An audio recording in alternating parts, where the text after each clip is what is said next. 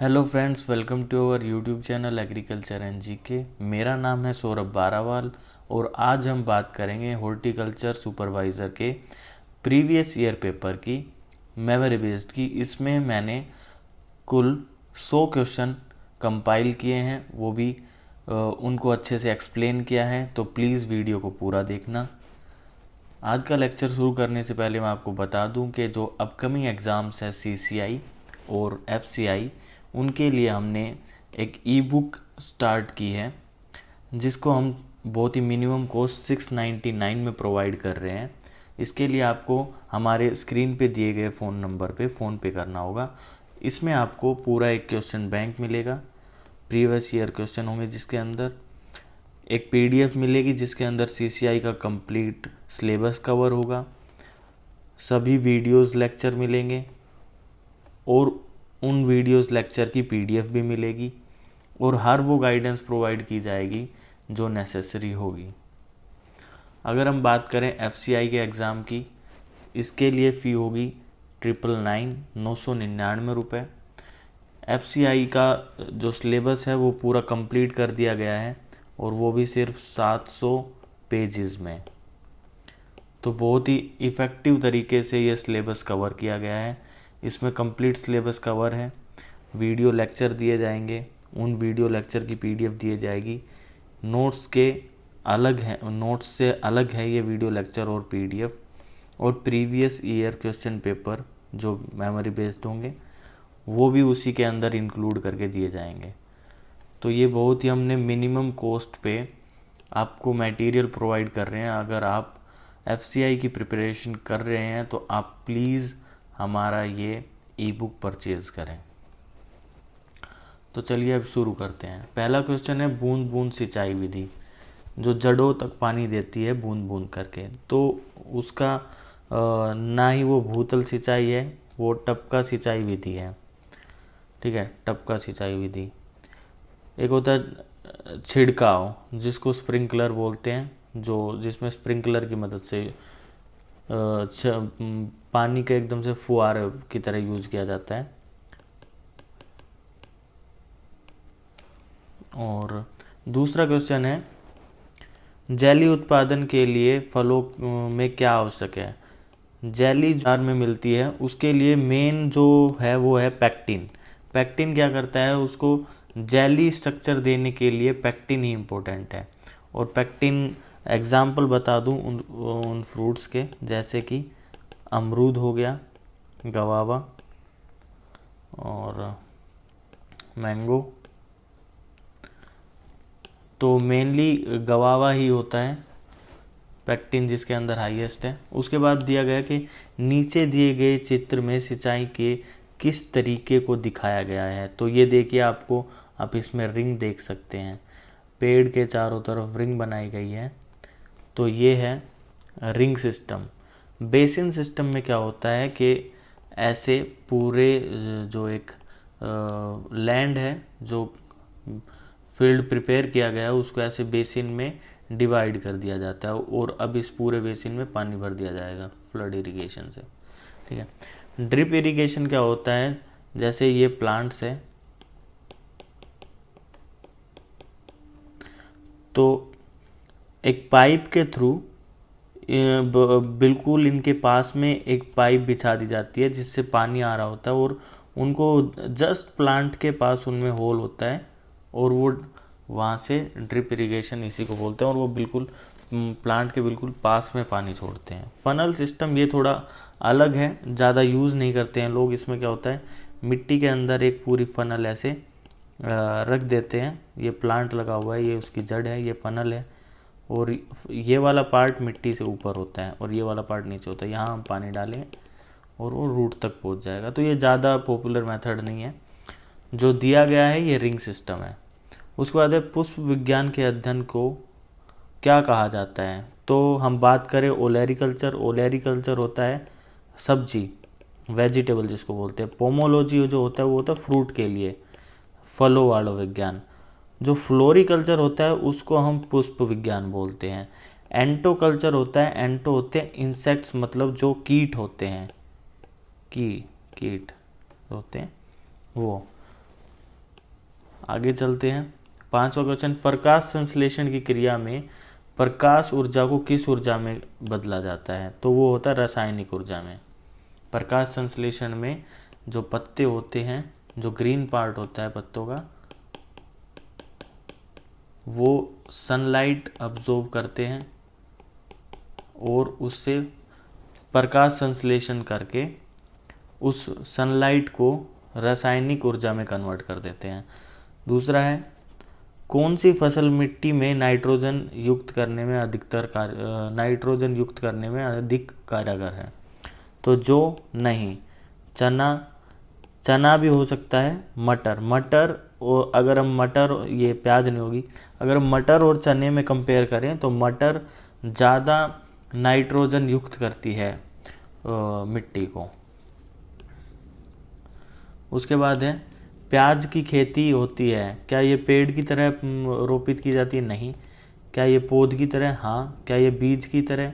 वो सिर्फ नर्सरी के लिए होगा, पर खेती के लिए हमेशा यही, फल नहीं। ठीक है। उसके बाद है, ओलेरीकल्चर क्या होता है? मैंने आपको पहले ही बता दिया, ओलेरीकल्चर सब्जी विज्ञान को बोलते हैं।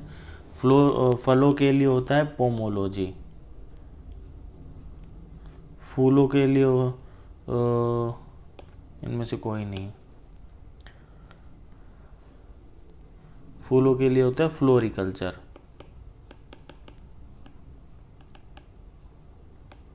ठीक है।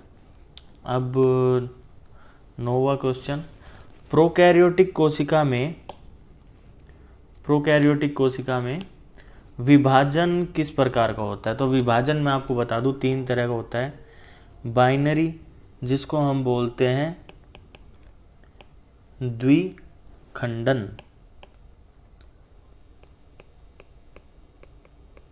और माइटोसिस, जिसको हम बोलते हैं समसूत्री, और मियोसिस, जिसको हम बोलते हैं अर्धसूत्री। तो ये दिए गए हैं, मैं आपको बताता हूँ इनमें क्या होता है। विखंडन ये किस में होता है? ये प्रोकैरियोट्स में होता है।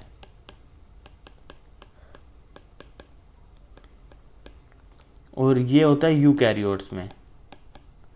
यूकैरियोट्स कौन से होते हैं? जो ये थोड़े जो बड़े जो लिविंग ऑर्गेनिजम्स होते हैं, जैसे हम हो गए, हमारी सेल्स, हम यूकैरियोट्स में आते हैं। हमारी सेल्स के अंदर माइटोसिस और मियोसिस होता है, मतलब समसूत्री और अर्धसूत्री होता है। पर जो प्रोकैरियोट्स होते हैं, बैक्टीरिया वगैरह, ये सब, इनके अंदर बाइनरी फिजन होता है, जिसको हम बोलते हैं द्विखंडन। तो ये यहाँ पे आंसर गलत है, यहाँ पे द्विखंडन आएगा, बाइनरी फिजन, द्विखंडन।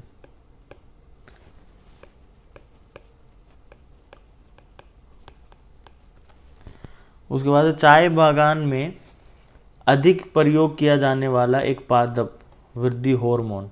अब मैं आपको हार्मोन के बारे में बताऊंगा, पहले बता देता हूँ। इसके लिए इंडोल एसिटिक एसिड यूज किया जाता है, जिसको हम IAA लिखते हैं। ठीक है। अब जो ये जो पादप वर्धिकर हार्मोन है, ये कौन कौन से होते हैं? पहला होता है ऑक्सिन, ठीक है। उसके बाद होता है साइटोसिन, उसके बाद होता है जिबरलिन, उसके बाद होता है एब्सिसिक एसिड,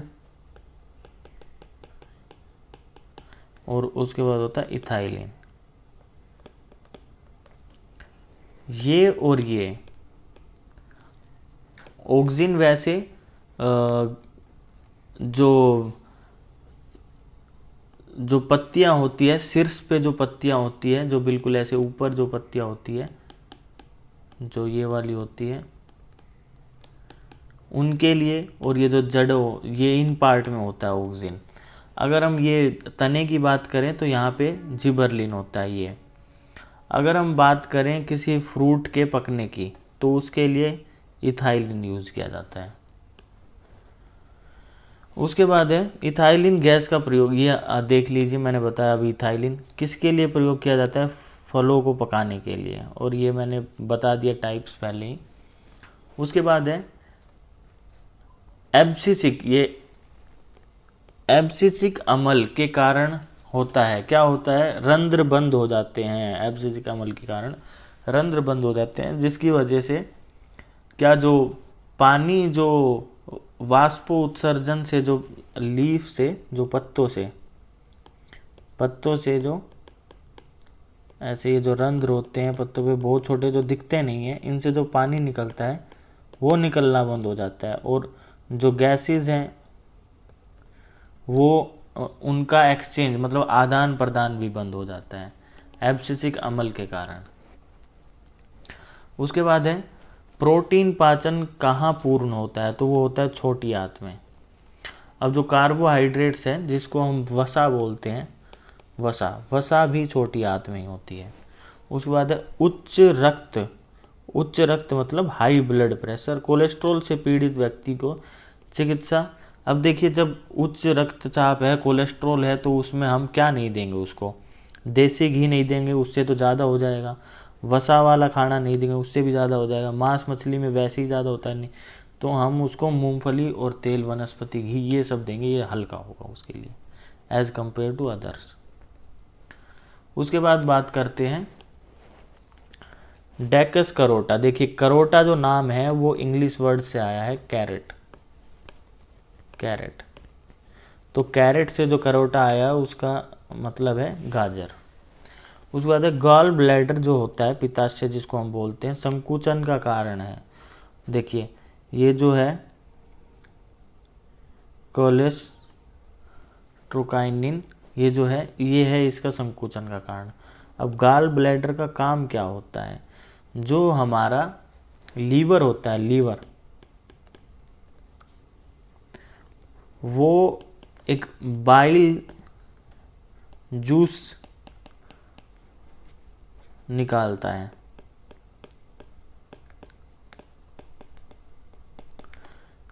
जो जूस यहाँ गॉल ब्लैडर के अंदर स्टोर को क्या बोलते हैं, एकत्रित होता है। उसके बाद है निम्न में से कौन सा मानव अंग ऑक्सीजन की कमी होने पर सर्वाधिक प्रभावित होता है, तो क्या वो आंत है, नहीं। क्या वो आंत है, नहीं। क्या वो गुर्दा है, नहीं। त्वचा, नहीं। मस्तिष्क को पूरी बॉडी की 20% से ज़्यादा ऑक्सीजन की रिक्वायरमेंट होती है, तो सबसे ज़्यादा ऑक्सीजन की कमी पे मस्तिष्क को असर होगा। निम्न में से किसकी त्वचा एक सहायक श्वसन अंग की तरह कार्य करती है। देखिए, अगर यहाँ पे मछली होती तो वो भी आंसर हो सकता था, मेंढक है तो ये भी आंसर है। गिरगिट नहीं होगा, मनुष्य तो बिल्कुल भी नहीं, छिपकली भी नहीं। ठीक है। उसके बाद है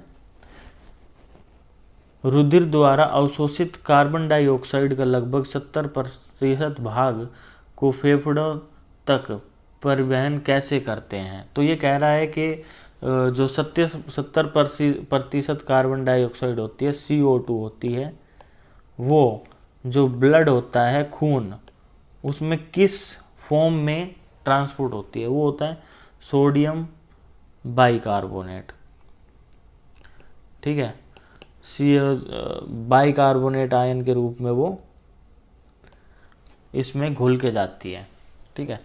उसके बाद है निम्न में से कौन सा कंकाल तंत्र का कार्य नहीं है। देखिए, खनिज भंडारण बिल्कुल है, हड्डियों के अंदर खनिज होता ही है, आपको पता है। संचलन मतलब मूवमेंट में, घूमने फिरने में कंकाल तंत्र का ही अहम भूमिका है। अब देखिए, रक्ताणुओं का उत्पादन, आप कहोगे ये थोड़ा सा लग नहीं रहा कि होगा, मैं आपको बताऊंगा। देखिए, देह उष्मा का उत्पादन नहीं, ठीक है, ये भी करता है। तो रक्ताणुओं में से कौन सा कार्य नहीं है, तो ये भी होता है। ठीक है, ये कैसे होता है बताऊंगा। तो देह उष्मा का उत्पादन नहीं करता है। ठीक है, तो ये आंसर हो गया। रक्ताणुओं का क्या होता है, जब ये जो हड्डियां होती है, कुछ स्पेशल हड्डियों में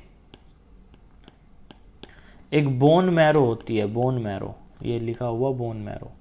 अब ये बोन मैरो का एक काम होता है, ये जो ब्लड प्रोडक्शन का, मतलब खून बनाने में मदद करती है ये बोन मैरो, जो कि एक हड्डी ही है।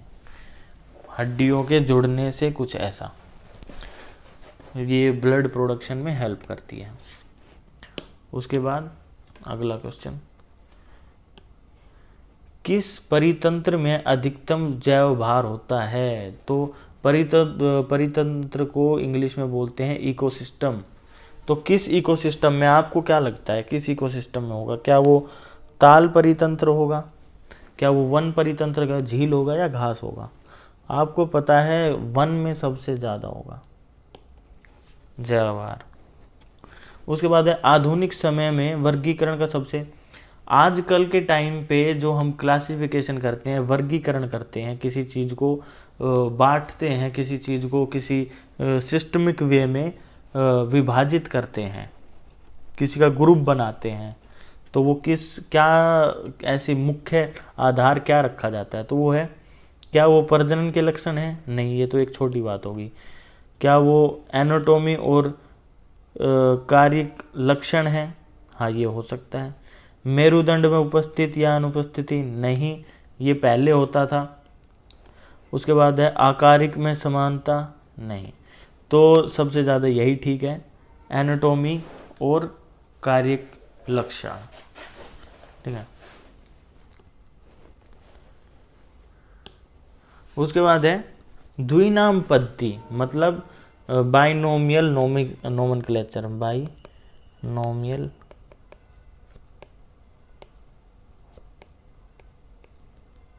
क्लेचर। द्विनाम पद्धति, देखिए द्वि मतलब होता है दो, ऐसा नाम जिसके अंदर दो नाम हो।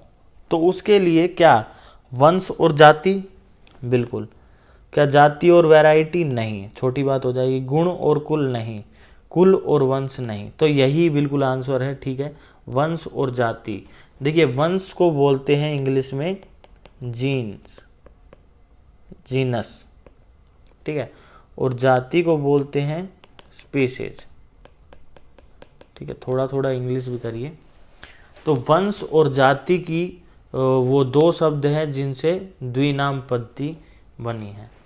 किसकी सहायता से पत्तियों का गिरना रोका जा सकता है? क्या वो ऑक्सिन है, क्या वो फ्लोरिजेन है, क्या वो साइटोकाइनिन है, क्या वो एब्सिसिक अम्ल है?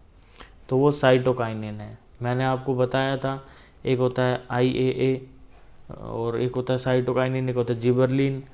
इनको ऐसे डिनोट किया जाता है, IAA साइटोकाइनिन, एक होता है GA, एक होता है इथाइलिन। तो ये जो साइटोकाइनिन है यही पत्तियों को गिरने से रोकता है। उसके बाद है निम्न में से किसमें भूफल बनते हैं? देखिए प्याज में बनते हैं, पर वो भूफल नहीं बोलते उसको हम। ठीक है।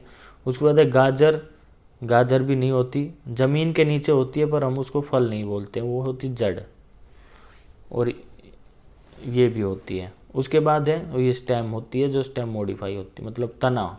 मूंगफली एक ऐसा है जिसके अंदर नीचे फल बनते हैं, तरबूज नहीं होगा। उसके बाद है निम्न में से कौन सी बीमारी प्रोटीन की कमी से होती है? वो होती है रतौंधी, ये होती है नाइट ब्लाइंडनेस। ठीक है।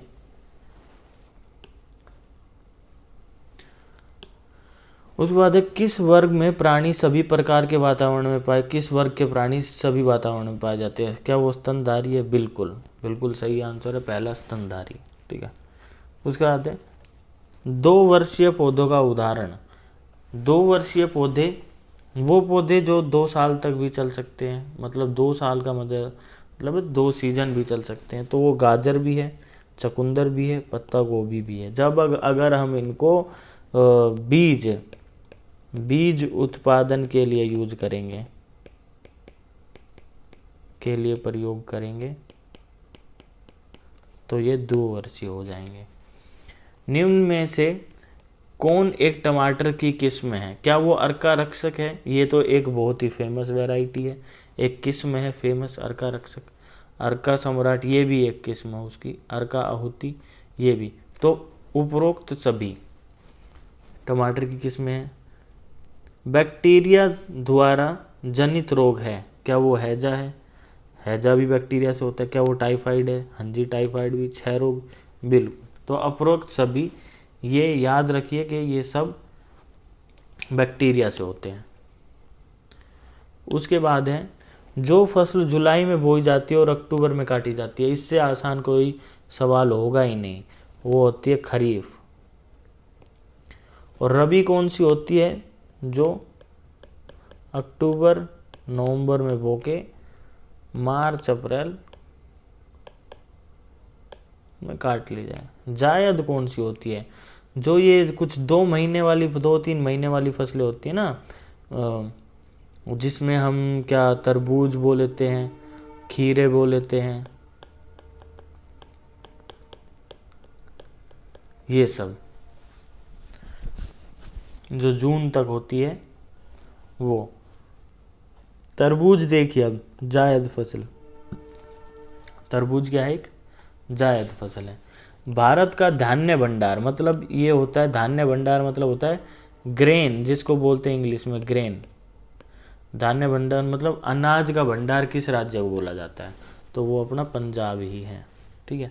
उसके बाद सबसे अधिक केसर का उत्पादन किस राज्य में होता है? तो वो अभी तक जम्मू कश्मीर है, पर अभी करंट अफेयर से पता चलता है कि जो हिमाचल है, हिमाचल में भी अभी जो केसर की अभी नई वैरायटी जो हिमाचल में लग सकती है, वो कोशिश की गई है लगाने की। तो अगली साल से कुछ बदलाव आए इसमें, पर अभी तक यही है। उसके बाद है आम्रपाली किस फल की एक प्रकार है? तो ये बहुत ही फेमस वैरायटी है आम की, आम्रपाली। विवेकानंद पर्वतीय कृषि अनुसंधान संस्थान कहाँ स्थित है? तो ये अल्मोड़ा, अल्मोड़ा कहाँ पे है? उत्तराखंड। उसके बाद तंबाकू उत्पादन में भारत का स्थान है, तीसरा स्थान है। और पहले पे कौन आता है? हमारा सबसे प्यारा कोविड फैलाने वाला चाइना। ठीक है, पहले पे है चाइना। नाली क्रांति का संबंध है, देखिए नाली आपको क्या लगता है? नाली क्या दूध से मिल सकता है? क्या आपको लगता है नाली और दूध का संबंध हो सकता है? नहीं। क्या आपको लगता है नाली और तेल का संबंध हो सकता है? नहीं। क्या आपको लगता है नाली और शहद का कोई कनेक्शन हो सकता है, संबंध हो सकता है? नहीं। पर मत्स्य हो सकता है। तो नाली क्रांति का संबंध है मत्स्य से। अब मैं आपको बताता हूँ, ब्लैक मतलब ब्लैक रेवोल्यूशन जो बोला जाता है, ब्लैक क्रांति जो होती है, काली क्रांति, वो किसके लिए? वो पेट्रोलियम के लिए है, पेट्रोलियम के लिए। जो ब्लू है वो हमारी मत्स्य के लिए है, और जो ब्राउन है वो है लेदर के लिए। और जो गोल्डन है, देखिए गोल्डन, अब देखिए अच्छे से, गोल्डन है एक तो अपने फलों के लिए, एक है अपने शहद के लिए। ठीक है। अगर हम गोल्डन फाइबर की बात करते हैं तो ये है अपनी जूट के लिए। ठीक है। उसके बाद सिल्वर की बात करते हैं तो देखिए सिल्वर में या तो एग आएगा या फिर आएगा फर्टिलाइजर। तो सिल्वर है, सिल्वर सिल्वर सिल्वर, सिल्वर में एग आएगा। ठीक है, सिल्वर एग है। उसके बाद है किस फसल के लिए जल भराव की आवश्यकता है? इससे आसान कोई क्वेश्चन आया नहीं है। और देख लीजिए आपके सामने है कि हॉर्टिकल्चर सुपरवाइज़र में कौन कैसे क्वेश्चन आते हैं। तो धान जो हमें बचपन से पता है, 1 हेक्टेयर में कितना, ये तो सबको पता है, 2.47। ठीक है। उसके बाद है झूम। देखिए झूम खेती आपने जब आप छोटे थे तब भी आपने किताबों में पढ़ा होगा कि जो आदिवासी लोग थे वो झूम खेती करते। तो ये कृषि का एक प्रकार है। वो उसमें क्या करते थे कि पेड़ों को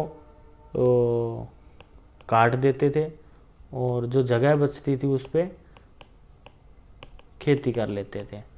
और जब लगता था कि यहाँ पे उपजाऊ शक्ति ख़त्म हो गई तो अगले पेड़ काट देते थे और वहाँ पे खेती कर लेते थे। इस चीज़ को बोलते हैं झूम खेती। उसके बाद है संक्रमण प्रोटीन किन में होती है? अब देखिए संक्रमण प्रोटीन कुछ ऐसा ये नहीं है कि कुछ अलग है, ये कुछ ऐसी प्रोटीन होते हैं जिनका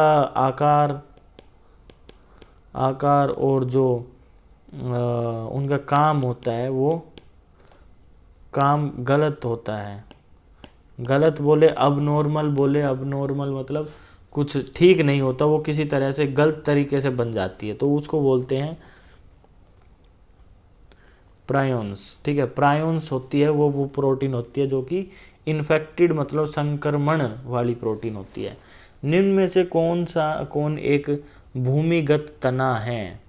तो भूमिगत, देखिए अगर आप गाजर को कहें तो गाजर आपको पता है ये जड़ होती है, जड़ गलत हो गया। अगर आप मूली को कहें फिर से ये जड़ होती है। अगर आप शकरकंद को कहें तो ये भी जड़ होती है। तो अदरक एक ऐसी है जो कि एक तना है।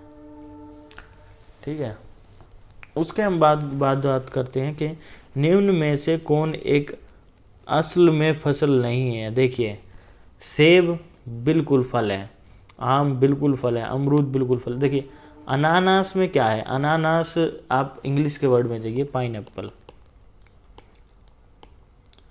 पाइनएप्पल ना तो ये पाइन है और ना ही ये एप्पल है, ये इन दोनों के जोड़ से बना है। इसमें कांटे भी है, कांटे रूपी भी है, और ये मतलब फल भी है एक, पर ये इन दोनों से मिलके बना है, तो हम इसको एक असल फल नहीं मानते। तो अनानास इसका सही उत्तर होगा कि इनमें से कौन सा एक फल की फसल नहीं है। उसके बाद है सौंफ पौधे के किस भाग से प्राप्त होती है? सबको पता है ये, मैं नहीं पढ़ूंगा तो भी आप कर दोगे। रेन गेज का प्रयोग क्या मापने के लिए किया जाता है? देखिए नाम में ही दे दिया गया है, ये क्या लिखा है, रेन। रेन का मतलब वर्षा, वर्षा। ठीक है, सुगंधित पुष्पों में परागण कण किसके द्वारा होता है? तो वो होते हैं अपने कीट, यही होते हैं जो उनके अंदर कुछ परागकण को इधर उधर लेके जाते हैं। उसके बाद है क्रिकेट बॉल किस में है? देखिए क्रिकेट बॉल सच में ये एक फेमस है, और ये बहुत सारे बहुत सारे फलों की एक किस्म है, जैसे लीची होगी, खुमानी हो गया, अखरोट हो गया। ठीक है, औरों की भी है। उसके बाद है पौधों में प्रकाश संश्लेषण किस रंग के? तो लाल रंग सबसे ज़्यादा फेमस होता है। ठीक है, सबसे ज़्यादा। और बात करते हैं निम्न में से कौन एक परजीवी पौधा? देखिए अमरबेल, जो गांव से लोग बिलोंग करते हैं उनको पता होगा, अमरबेल एक परजीवी क्या होता है, जो एक उसका खुद का कुछ नहीं होता, उसका खुद वो खाना नहीं बनाता है, वो खाना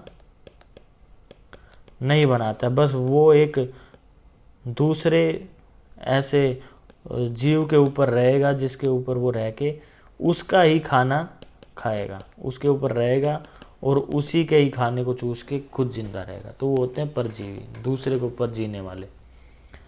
पौधों को जल की आवश्यकता है, तो निम्न में से कौन सा एक कथन सही नहीं है? ठीक है, जल पौधे की कोशिकाओं के ताप नियंत्रण में, बिल्कुल ये तो ठीक है। उसके बाद है वाष्पोत्सर्जन, आपको पता होगा। उसके बाद है जल वाष्पोत्सर्जन क्रिया के लिए आवश्यक है, बिल्कुल ये दोनों एकदम ठीक है। जल पोषक तत्वों को पौधों के विभिन्न भागों में पहुंचाता है, बिल्कुल ठीक है। जल पौधों के उर्वरक आवश्यकता को पूर्ण करता है, ये गलत है। जल अपनी जगह है, उसकी उर्वरक आवश्यकताएं अपनी जगह हैं, तो वो एक दूसरे की पूरक नहीं हो सकती। गोबर की खाद का प्रभाव खेत में कितने वर्षों तक रहता है? तो वो होता है 3 से 4 वर्ष। अब आपको बता दूं आजकल जो प्रचलन में है ऑर्गेनिक फार्मिंग, ऑर्गेनिक फार्मिंग, मुझे भी काफ़ी ऑफर है ऑर्गेनिक फार्मिंग से, क्या आप हमारे साथ कर लीजिए ऑर्गेनिक फार्मिंग, हमें सजेस्ट करिए कैसे करना है, क्योंकि आजकल लोग काफ़ी इस चीज़ के लिए काफ़ी वो क्या बोलते हैं, ओपन हो गए हैं माइंड से, ओपन माइंड हो गए हैं कि अच्छा खाना है, ऑर्गेनिक खाना है, केमिकल नहीं खाना है। क्योंकि कोरोना के टाइम पे सबकी इम्यूनिटी का पता चल गया कि हाँ भाई जो जिंदा है उसने अच्छा खाना खा रखा है, उसकी इम्यूनिटी अच्छी है, और जो दूसरे देशों में इम्यूनिटी ख़राब थी तो उन पे ज़्यादा प्रभाव पड़ा है। तो लोगों को पता चल रहा कि अच्छा खाना है तो हमें, तो ऑर्गेनिक फार्मिंग में क्या बताना चाह रहा हूँ मैं, ऑर्गेनिक फार्मिंग शुरू करने से पहले मिनिमम साल तक, 3 साल तक जो आपका खेत है उसमें फर्टिलाइज़र नहीं अप्लाई करना चाहिए, ठीक है। तब जाके वो आपका सर्टिफिकेशन मिलेगा कि 3 साल तक मिट्टी की जांच होगी हर तरीके से, और आप 3 साल तक नहीं करोगे तो आपकी मिट्टी ऐसी हो जाएगी कि हाँ अब वो उस लायक है कि आपको प्रोसेस को आगे बढ़ाया जाए सर्टिफिकेशन के लिए। उसके बाद है, निम्न में से कौन सा तत्व पौधों को रोगों से लड़ने की शक्ति प्रदान करता है? तो पोटाशियम कहाँ गया, पोटाशियम ये रहा। तो पोटाशियम ऐसा है जो पौधों से लड़ने की शक्ति प्रदान करता है, इसको रक्षक भी बोलते हैं। उसके बाद निम्न में से भारत में किस भूमि का क्षेत्रफल सर्वाधिक है? देखिए भूमि लाल मिट्टी, काली मिट्टी, लवणीय मिट्टी, जलोढ़ मिट्टी। तो जो जलोढ़ मिट्टी है वो सबसे ज़्यादा है, ठीक है, क्योंकि हमारे जो भारत है उसमें नदियाँ इतनी ज़्यादा हैं कि उनसे बहकर आई हुई मिट्टी बहुत ज़्यादा है, ठीक है। काली मिट्टी कहाँ है? महाराष्ट्र में है, जहाँ पे कपास की खेती ज़्यादा की जाती है, ठीक है। लाल मिट्टी कहाँ पे? लाल मिट्टी साउथ में ज़्यादा है, साउथ में लाल मिट्टी ज़्यादा है। लवणीय का नहीं पता मुझे, और जलोढ़ मिट्टी तो है ही हमारी भारत में भर भर के। सौर्य का अमल किस भूमि के लिए अधिक प्रभाविक है? देखिए जो सौर अमल होता है वो क्या होता है? सौर्य वो क्या होता है? वो उसकी पीएच ज़्यादा होती है, जो उसकी पीएच होती है वो कम होती है, ठीक है। तो वो हम यूज़ करते हैं किसमें? क्षारीय में। क्यों क्षारीय में? क्यों? क्योंकि क्षारीय की पीएच ज़्यादा होती है, ठीक है, कुछ 8.5 से ज़्यादा होती है, ठीक है। तो उसके लिए जब हम ये यूज़ करेंगे तो उसकी जो पीएच है वो कम आ जाएगी, 7 के अराउंड आ जाएगी, ठीक है। भारत में किस फल का प्रति हेक्टेयर क्षेत्रफल सर्वाधिक है? सबको पता है आम, सबका पसंदीदा आम, फलों का राजा। उसके बाद कौन सा फल शुगर रोगियों के लिए अमृत माना जाता है? तो वो है अपना जामुन। भाई आम खिला दोगे तो मर जाएगा, इतना उसके अंदर वो चला जाएगा शुगर, ठीक है। स्ट्रॉबेरी भी नहीं चलेगा, चीकू भी नहीं चलेगा। देखिए चीकू वैसे लोग खा लेते हैं, मतलब जब बीमारी होती है तो चीकू प्रीफर किया जाता है, पर अगर वो रोगी है शुगर का तो जामुन उसके लिए प्रीफर किया जाता है। वृक्षों तथा झाड़ियों की कृषि जिसमें उनका संरक्षण तथा संवर्धन होता है क्या कहलाता है? बिल्कुल यही है, ओलेरिकल्चर। विटिकल्चर नहीं, मैरीकल्चर नहीं, न्यू कल्चर नहीं, ठीक है। आर्बोरिकल्चर बोलते हैं इसको, आर्बोरिकल्चर, जिसके अंदर क्या होता है? वृक्षों और झाड़ियों की कृषि की जाती है और उनका संरक्षण किया जाता है। फलों का रंग परिवर्तन होता है अम्ल के कारण, प्रोटीन के कारण, एंजाइम के कारण, उपरोक्त सभी के कारण। तो वो होता है एंजाइम के कारण, ठीक है।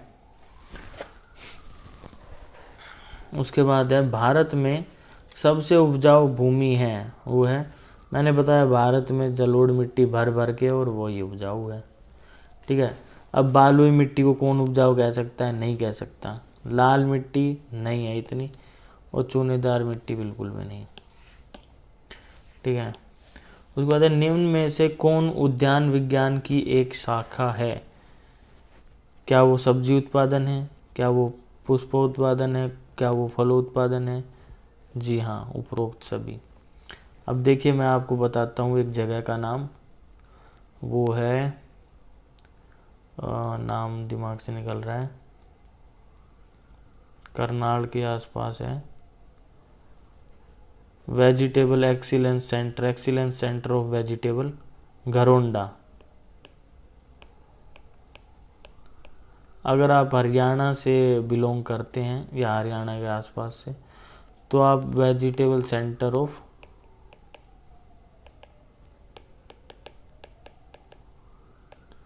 ज़रूर विज़िट करें, क्योंकि ये इज़राइल बेस्ड प्रोजेक्ट है, और यहाँ पे जो सबसे बेस्ट टेक्निक होती है, जो टेक्नोलॉजी होती है एग्रीकल्चर में, वो सब यहाँ आपको मिल जाएगी, मतलब एक से एक टेक्नोलॉजी होगी और उसमें आपको सब्जी उत्पादन भी मिलेगा, पुष्प उत्पादन भी मिलेगा और फल उत्पादन भी मिलेगा, सब मिलेगा। ठीक है, इनसे कुछ ज़्यादा ही मिलेगा। रबी की सब्जी है, देखिए रबी क्या हो सकती है, मटर, भिंडी, लौकी, बैंगन, तो मटर है। निम्न में से कौन सा उद्यान उत्तराखंड में स्थित है?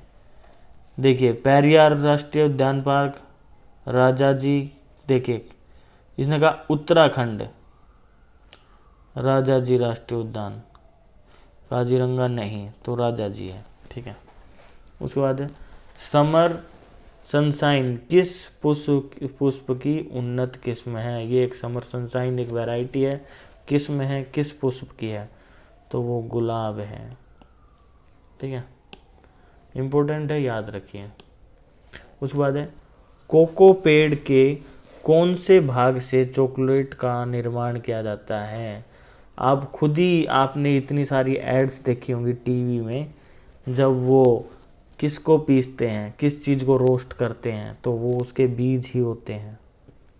कोको मतलब जो जिससे कॉफ़ी काफ़ी लिखा जाता है इसको। ठीक है, कॉफ़ी जिससे बनती है वो बीज है कोको। उसके बाद भारत में किसान दिवस मनाया जाता है 23 दिसंबर को, किसान दिवस। देखिए आप इसको ऐसे याद रख सकते हैं, जब साल खत्म होने को आता है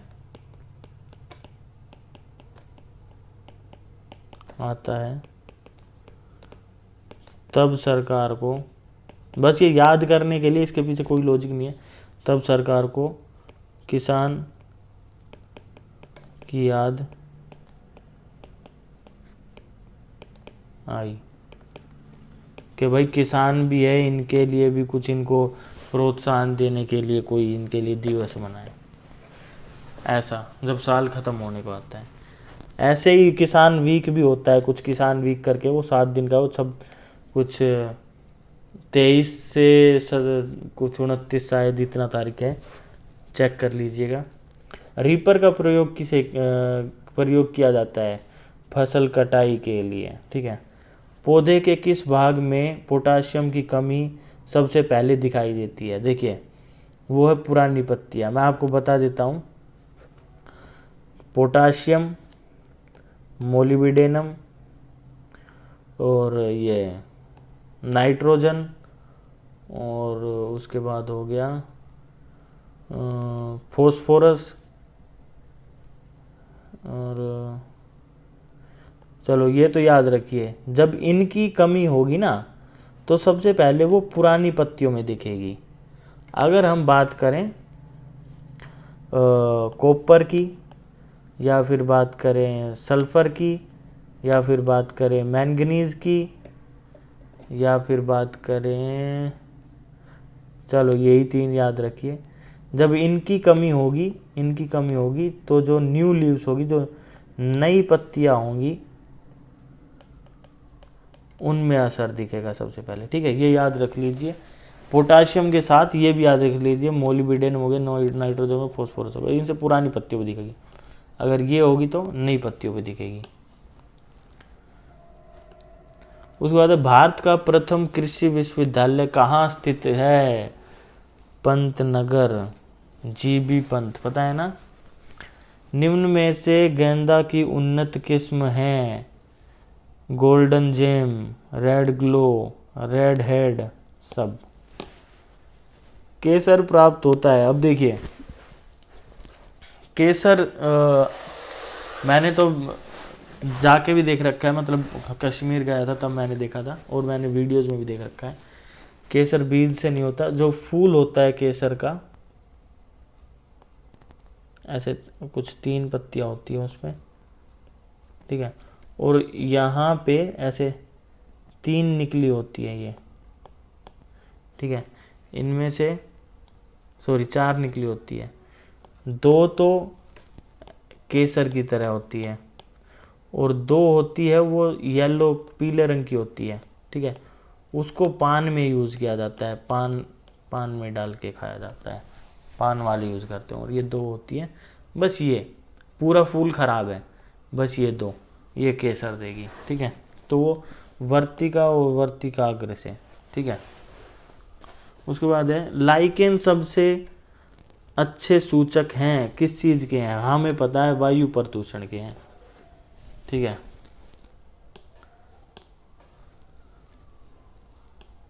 उसके बाद है पौधों को बिना मृदा के उगाने की विधि को क्या कहते हैं। पहला ही आंसर दे दिया, हाइड्रोपोनिक, ठीक है, हाइड्रोपोनिक। इसमें सिर्फ ऐसे पानी भरा होगा और उसमें पौधे होंगे, सिर्फ पानी में, पानी के अंदर ही सारे NPK सब पानी के अंदर ही डाल दिया जाता है, ठीक है। इसको हाइड्रोपोनिक बोलते हैं। आग की लपटों का प्रयोग निम्न में से किस खेती में किया जाता है। क्या वो मूंगफली में की जाती है, नहीं। क्या वो कपास में, नहीं। क्या वो गेहूं में, नहीं। देखो गेहूं में भी करते हैं पर वो ऑफिशियली नहीं करते हैं, गन्ने में करते हैं आग की लपटों का प्रयोग, क्योंकि जो गन्ना होता है उसमें आपने देखा होगा कि जब कटाई हो जाती है, कटाई के बाद गन्ने में आग की लपटों का प्रयोग किया जाता है।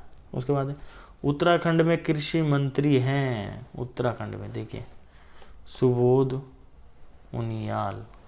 उसके बाद पूसा नन्ना किसकी किस्म है, पपीता की। अच्छा पूसा नन्ना हो गया, और एक है इसकी वैरायटी बहुत फेमस है, जगह का ही नाम है वो तो, Taiwan, most famous Taiwan variety है, मोस्ट फेमस, ठीक है, आजकल चल भी बहुत रही है। उसके बाद है जीव जो वायु की नाइट्रोजन को मृदा में स्थिर करते हैं, जीव जो वायु की नाइट्रोजन को मृदा में स्थिर करते हैं। क्या वो हरे शैवाल हो सकते हैं, बिल्कुल नहीं हो सकते हैं, हरे शैवाल होते हैं पानी के अंदर। मृदा के कवक हो सकते हैं, भाई फंजाई नहीं करती है। जीवाणु, बिल्कुल जीवाणु हो सकते हैं, ठीक है। पौधे भूमि में अधिकांश किस रूप में नाइट्रोजन प्राप्त करते हैं। देखिए पौधे मेनली सिर्फ और सिर्फ नाइट्रेट में ही करते हैं। एक अपना वो क्या बोलते हैं, अपना धान ही एक ऐसा है जो अमोनिया में करता है, वो भी नाइट्रेट में करता है पर अमोनिया में भी करता है, सिर्फ एक धान ही एक ऐसा है, ठीक है। ऐसा भी क्यों है, क्योंकि उसमें पानी पूरा ऐसे जमा होता है ना, पानी पूरा खड़ा होता है उसके अंदर, तो वहाँ पे नाइट्रेट नहीं बन पाता, क्योंकि नाइट्रेट बनने के लिए अमोनिया से ऑक्सीजन की कंबाइन होना ज़रूरी है। उसके बाद है एक लंबे वृक्ष में रसारोहण की प्रक्रिया होने की व्याख्या की जा सकती है, कैसे। क्या कोशिकत्व द्वारा, क्या अंतशोषण द्वारा, क्या मूल दबाव द्वारा। वो होता है वसव उत्सर्जकरण तथा जल के संसर्जक बल द्वारा। यूरिया का निर्माण होता है यकृत में होता है, अमाशय में नहीं होता, वकृत में नहीं होता, यकृत में होता है।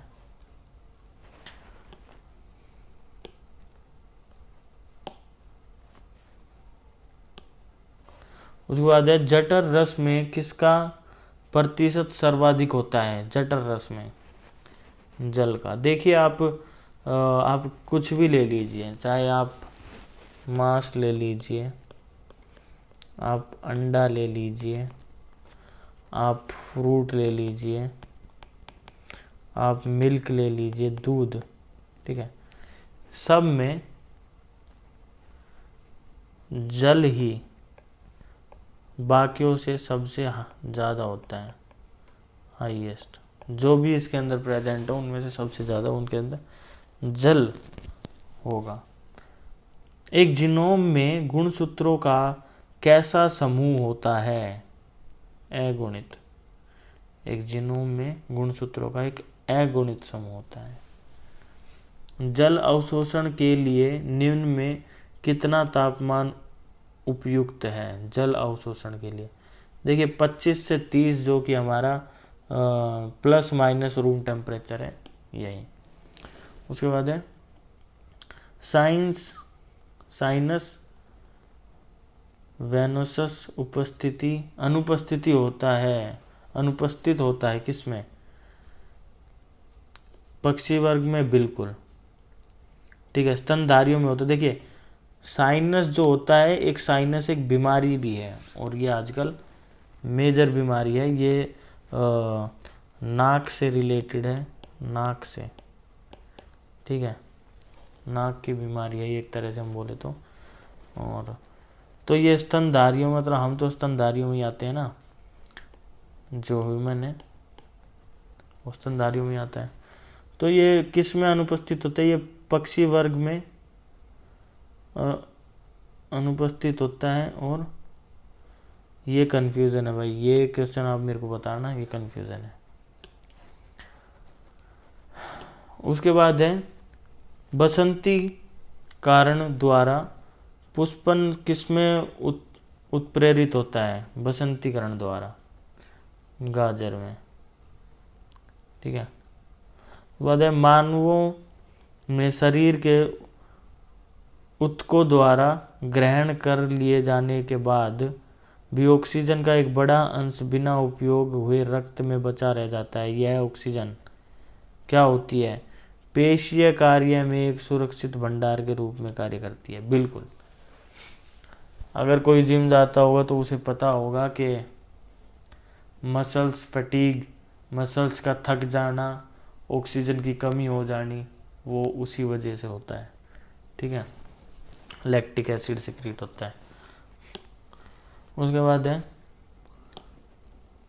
एक्रोमियन प्रवर्धक अभिलक्षण लाक्षणिक रूप से पाया जाता है स्तनियों के अंश में गला में, ठीक है। कंकाली पेशी रेशे में एच क्षेत्र का कारण होता है।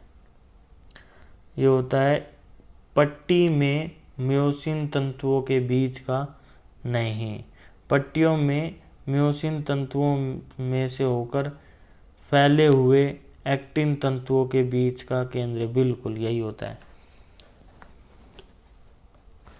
उसके बाद है क्या होगा यदि स्नायु लिगामेंट काट दिए जाए? क्या होगा? तो देखिए, अगर लिगामेंट क्या होते हैं? लिगामेंट वो होते हैं जो जोड़ के रखते हैं हड्डियों को, ठीक है। संधियों पर अस्थियां मुक्त रूप से गति करेगी? नहीं, मूव ही नहीं कर पाएगी, संधियों पर कोई गति नहीं होगी, ठीक है, ठीक है। संधियों जहाँ पे संधि होगी ना, वो वहाँ से तो टूट चुका, नहीं हो पाएगा। गति नहीं होगी, संधि पर गति नहीं होगी, नहीं, गति तो होगी, ये भी गलत है। अस्थि गतिशील, हाँ ये है, अस्थि गतिशील हो जाएगी, अस्थि सितर नहीं पड़ेगी, ठीक है। उसके बाद है निम्नलिखित में से किस एक को सर्वाधिक उचित रूप से परिभाषित किया गया है? किस एक को? परजीवी वह जीव होता है जो सदैव अन्य जीवधारी के शरीर के भीतर रहता है और उसकी मृत्यु का कारण बन जाता है। देखिए परजीवी ये नहीं होता कि उसके भीतर ही रहे, ठीक है, बाहर भी हो सकता है। उसके बाद है परपोषी वह जीवधारी होता है जो अन्य जीवों का पोषण प्रदान, नहीं नहीं नहीं, बिल्कुल गलत है, खाता है वो तो। एमिसिलेजम मतलब अमोजिता वह संबंध है जिसमें एक स्पीसीज लाभ पहुँचता है, नहीं, बिल्कुल गलत, जबकि दूसरी अप्रभावित रहती है, नहीं नहीं। उसके बाद है परभक्षी वह जीव होता है जो अन्य जीवों को अपना भोजन के लिए पकड़ता है और मार डालता है, बिल्कुल बिल्कुल, परभक्षी आपको पता यही होता है। उसके बाद है साइटोस्केलेटन मतलब कोशिका कंकाल किसका बना होता है? क्या वो कैल्शियम कार्बोनेट का बना होता है? नहीं, कोशिका क्या बात हो है, कोशिका कंकाल, खाली कंकाल नहीं, कोशिका कंकाल, गलत। कैलोज नहीं, प्रोटीन तंतुओं का बिल्कुल यही है। उसके बाद है इथेनॉल के उत्पादन के लिए निर्माणशाला में सर्वाधिक सामान्यतः इस्तेमाल किया जाने वाला क्रियाधार कौन सा है? मकई का आटा? नहीं, बिल्कुल नहीं। सोयाबीन का आटा? नहीं। चने का आटा? नहीं। सीरा? हाँ। देखिए इथेनॉल के लिए और भी चीज़ें यूज़ की जाती है, जैसे कि अपना होता है गन्ना, गन्ना यूज किया जाता है, ठीक है। और शीरा तो होता ही है, मेनली मेजर वही है। उसके बाद है कौनी संधि किस प्रकार की संधि का उदाहरण है। देखिए आपको संधि अच्छे से पढ़नी है, संधि आपका टॉपिक है, आप अच्छे से पढ़िए। तो वो हिंज संधि होती है, हिंज, ठीक है।